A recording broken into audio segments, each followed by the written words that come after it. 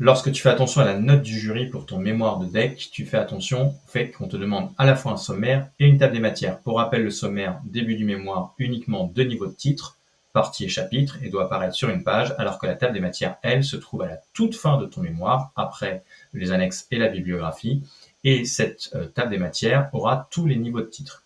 Ici, j'ai donc un support dans lequel il y a partie, chapitre, section, paragraphe. J'ai donc 4 niveaux de titre, titre 1, titre 2, titre 3 et titre 4. Je vais à la fin de mon travail, je vais même me mettre sur une page vierge et je vais aller dans références, table des matières et table des matières personnalisées.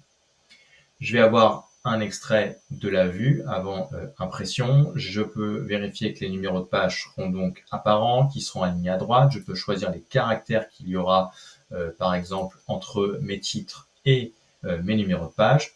Je peux choisir soit un modèle sur lequel vous pouvez tout à fait venir modifier les différentes possibilités, police, taille, caractère, ou alors un modèle qui est déjà prédéfini. Par exemple, ici, je vais choisir le style soigné. C'est la case la plus importante, le nombre de niveaux que vous allez afficher. Si dans votre mémoire vous avez 4 niveaux, il faut donc en faire apparaître 4. Si vous en avez 5, il faut en faire apparaître 5. Je ne parle pas ici des annexes, mais uniquement des niveaux de titre de votre corps de texte, donc partie, chapitre, section, paragraphe.